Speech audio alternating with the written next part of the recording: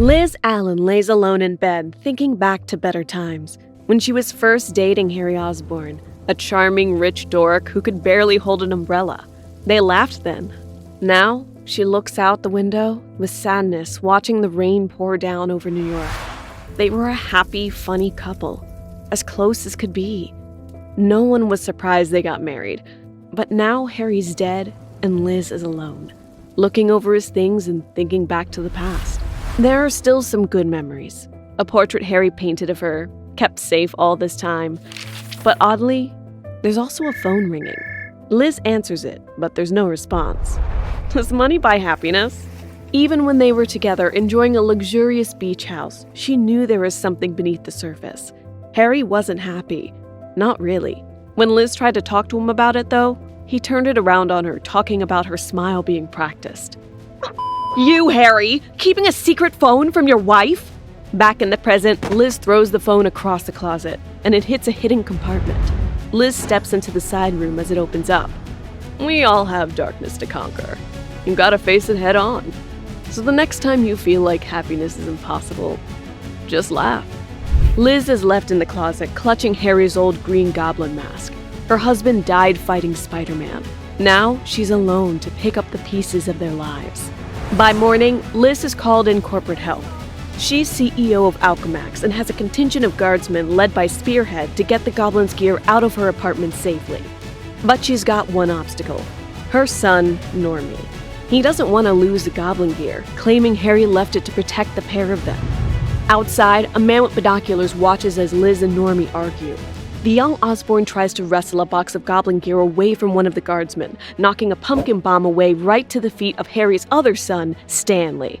The little boy is excited by the toy, forcing Liz to try and talk him out of it. The kid's about as hostile towards Liz as Normie, accusing his aunt of lying to him. Ultimately, though, Liz gets him to hand it over. The guards leave and Miss Allan manages to reconcile with Normie. Both of them are upset, missing Harry dearly, but they hold each other close. They won't forget him. Over at Alchemax, Liz checks in on her current big project, trying to control the Carnage symbiote. Dr. Stephen isn't optimistic about their progress so far. Anytime they try to manipulate Carnage, it just kills whatever they add. Liz suggests using the anti-venom symbiote to tame Carnage, and Stephen takes her to see their early attempt at that. Anti-venom kills Carnage cells. Carnage cells try to kill it back. The only way to stabilize the pair of them is to bond both symbiotes to one host that can regulate the pair.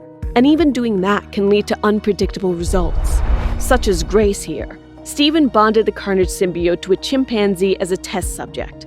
He's given Grace time to acclimatize to her new friend. Now comes part 2. The doctor adds something new to Grace's cell, calling it medicine. The monkey sips at it, but then the anti-venom symbiote rises up, struggling against the Carnage symbiote as Grace screams for help. She's not aggressive enough to tame the two symbiotes. This is the project's roadblock. Is she dead? No. Grace, can you describe what you're feeling? She falls unconscious before she can answer. Still, Dr. Stephen is positive. A strong enough host could make this work. They've also got a bunch of other symbiotes to work on. They're going to keep trying. For now, Liz has to deal with the early attempts at a hostile takeover by the Life Foundation and their CEO, Carlton Drake. He's looking to buy up Alchemax specifically to gain control of their symbiote program. Liz isn't going to entrust something so potentially harmful to someone else. Later, in West Village, she meets up with her old friend Zafar Hakim over coffee. It's a chance to unwind, but Liz is still focusing on her work. She offers Hakim a chance to work for Alchemax. When that goes nowhere, she shows him a test tube she took from the lab, one that still holds the combined Carnage anti-venom symbiote. Liz is hoping this could be a medical miracle, instantaneous tissue regeneration that doesn't require hospitalization, a way to use her money to change the world. But Carnage is a living killing machine. She wanted Zafar's take on this. Is it possible? Will it just blow up in her face? He tries to be encouraging, but doesn't hold back. No good can come of this. That night, as Alchemax security patrols around the perimeter, someone ambushes Spearhead with an explosion. Ex-employee Corwin Jones follows that up with a net, hoping to keep the superpowered guard down. Unfortunately for him, Spearhead just cuts it into pieces with one slash of that blade. He's also got a whole squad of extra guardsmen on standby who jet down to restrain Corwin. Spearhead had anticipated him turning against the company. Unfortunately, the guard captain hadn't accounted for Jones having set up even more explosives somewhere. Not sure how he pulled that off, but the force of this second explosion allows him to get clear of his former squad mates, using his jet boots to head straight for research and development, which is right next to Liz Allan's office. She's there tonight trying to explain the importance of charity to Stanley. A couple of guardsmen come in to warn her, but before they can do anything, Corwin snaps their necks. Liz runs for the panic room, Stanley right with her, hammering the button to try and lock it before Jones catches them. Now Stanley is safe, Liz runs out of another exit, trying to secure the lab. Unfortunately, Corwin beat her there and has already used Dr. Stevens to unlock all their security. Try me. Take one more step. We installed incinerators in every cell. I'll burn these symbiotes before I let you take them. Tricky thing is, I believe you. So we'll have to do this the hard way. Corwin's drones emit a high-frequency screech, enough to drop Liz to the floor and shatter the tank glass. Lasher, Scream, Phage, and Toxin are all scooped up by the robot orbs. Just to be a jerk, Corwin throws an explosive to blow up the still reeling Liz, tipping the CEO a mocking salute on his way out. Dr. Stevens finds his still groaning boss on the floor. That blast somehow didn't kill her. She's bleeding from something in her chest that shattered. Oh, he missed one. The carnage and anti-venom mix expands rapidly from Liz's hand, enveloping her. Steven urges his boss to fight it. If she can't control it, she could easily be consumed by the pair. I don't know how to fight it! Ah! Oh, it hurts! How am I supposed to fight this? Just laugh. The symbiote keeps knitting together. It worked. Dr. Steven looks up at his creation in fear. It feels like what? Misery. She thinks back to before, pregnant with Normie, Harry looking out the window, obviously worried. With a child on the way, he was paranoid about relapsing, becoming the Green Goblin again. Harry wanted to be a good father, but more than that, he wanted his wife and kids to stay safe. If he returned to his old ways, he wanted Liz to take Normie and go. She wasn't okay with that, but Harry insisted. Liz, if you stick with me when I become unfixable, you'll feel nothing but misery for the rest of your life. Now ready for a fight, Liz tries to help Dr. Stevens back into his chair. The researcher, however, insists Misery go after Corwin to retrieve the remaining symbiotes. With two existing strains combined, she should be able to tackle the mercenary. Before Misery can do that, however, Grace's chimpanzee jumps at her from behind and rips Liz in two. The monkey laughs, Steven cries out in fear. Liz, however, isn't worried. Thanks to the combined symbiote, reattaching pieces of herself is actually pretty easy. Curious, Liz tries to tear Grace in two to see if the monkey can do the same thing. She can. This successful infection has also made the chimpanzee much smarter. She's talking like she swallowed a dictionary. I am a life, and you've pricked and prodded me nearly to death. My only solace? A sedative administered at your leisure. Unfortunately, Liz isn't in the mood to be questioned about her efforts to help humanity. If Grace wants relief, Misery will provide it, on her terms. I've had a very long day. She starts pounding the chimpanzee's head into the floor, intending to kill it.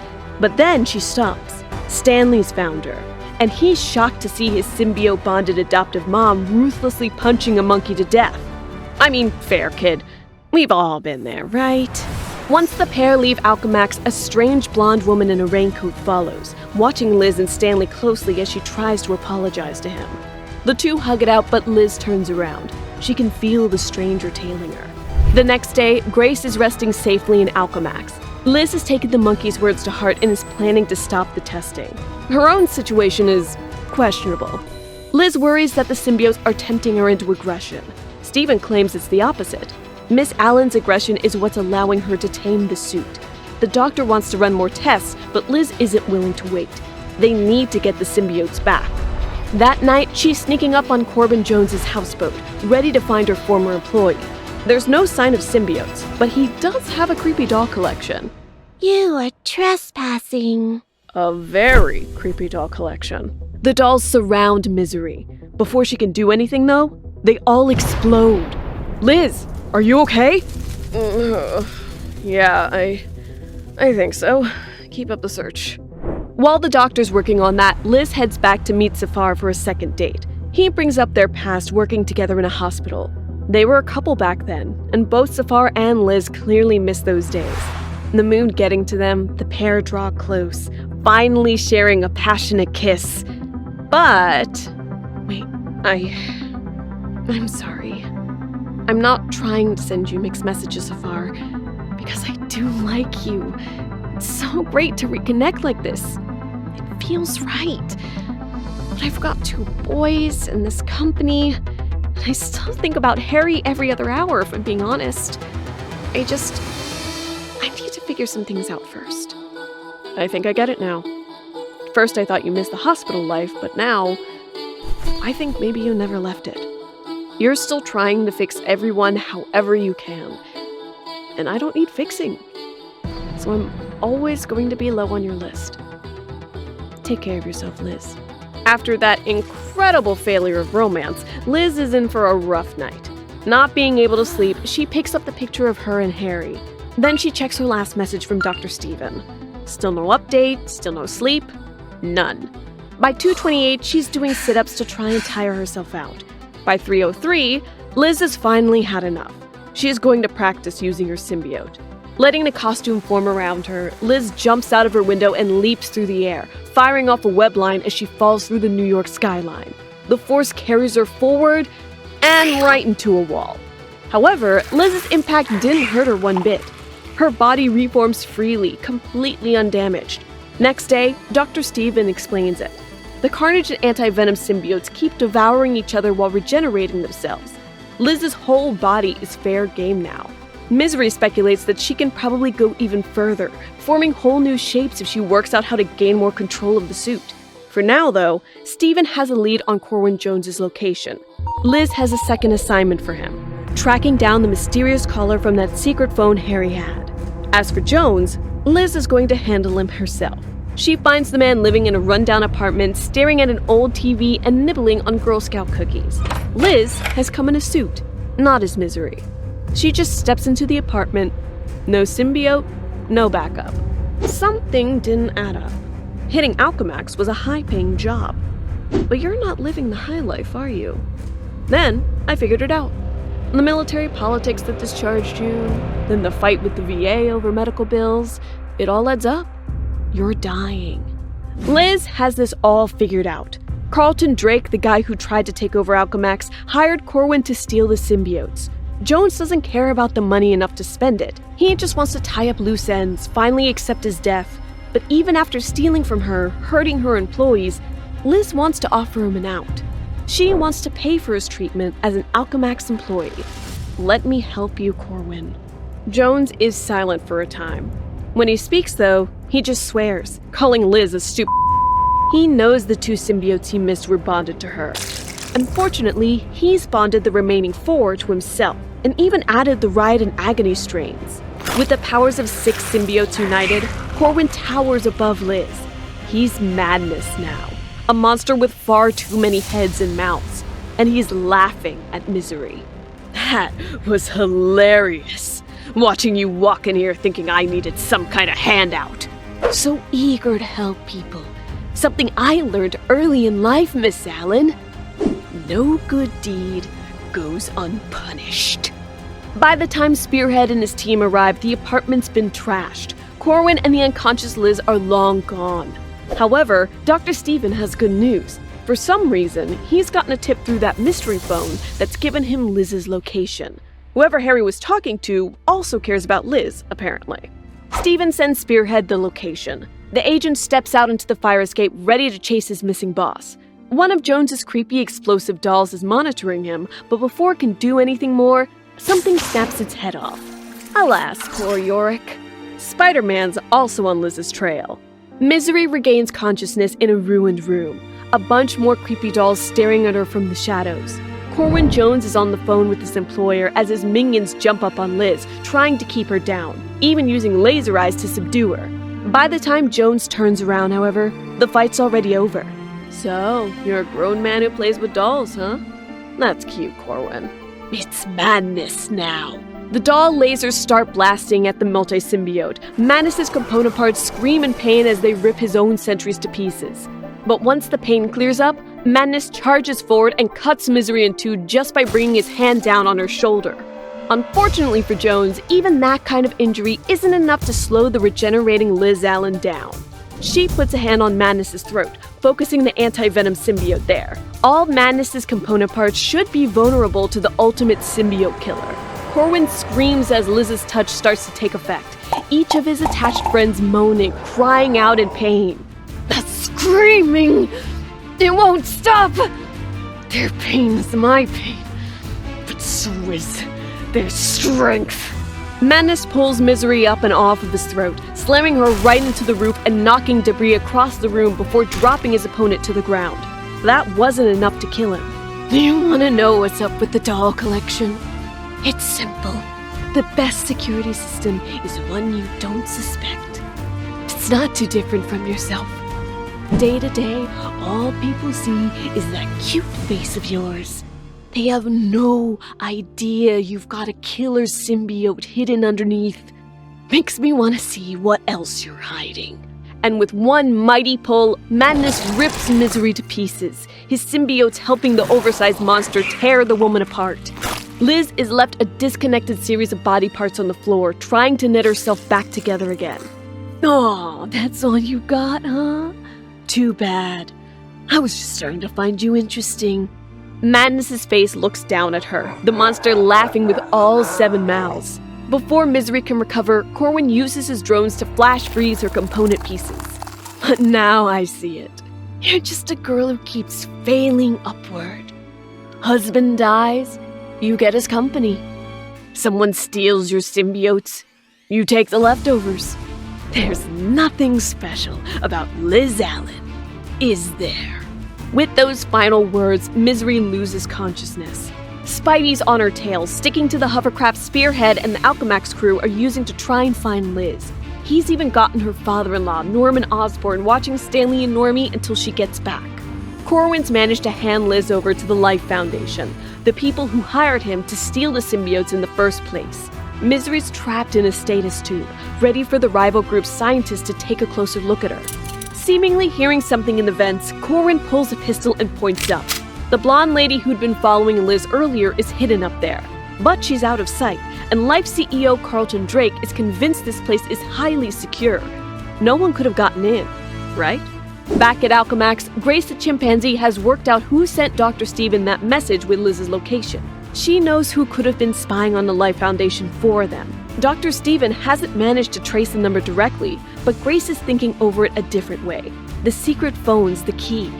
Who did Harry want to keep separate from his life with Liz? And why would that person be so invested in Liz's well-being? Grace grins. She's confident she's worked it out. Spearhead and his hovercraft have almost reached their destination, but the pilots picked up an incoming signature on radar. And then a bunch more. Something swarming them. Spearhead orders the man to take evasive maneuvers as a whole fleet of Corwin's drones close in on the ship. The pilot screams as he twists the craft in a barrel roll, but it's too late. Several drones close in, exploding as they get too close. Man, can Corwin Jones build something that doesn't explode? Random explosions follow this guy around. The craft won't take a second hit like that. Unfortunately, they may not have a choice. Over a dozen more drones are already encircling the Alchemax strike craft, more constantly en route. Running out of options, Spearhead decides to do the one thing he can to protect his team. Give the drones another target. So he jumps out of the hovercraft, flames up his suit's boot jets, and gets ready to fight them hand to hand. He starts slicing his way through the confused drones, ripping them to shreds, before a familiar thwip sound starts catching the remaining sentries. Spidey's managed to hack the remaining bots. Having finally revealed his presence, he's ready to back up Spearhead in getting Liz Allan back. Unfortunately, they're going to have a tough time of it. The Life Foundation is using the symbiote's madness stole plus some advanced cybernetic technology to turn a bunch of humans into enhanced weapons. A little less human gives us the right balance of both. So here you go. The future of defense. The Symbiotes. Drake's impressed with this project. While the two of them are distracted, however, the mysterious spy finally makes her play, kicking open a vent covering to enter the room with Misery. Lily Hollister, Harry's mistress and mother of Stanley, looks down at Liz Allan. I hope you've got some fight left in you, or we're both dead. It's going to be tough, but that anti-venom may give Misery the edge to pull through. It's so powerful it managed to cure Venom's cancer.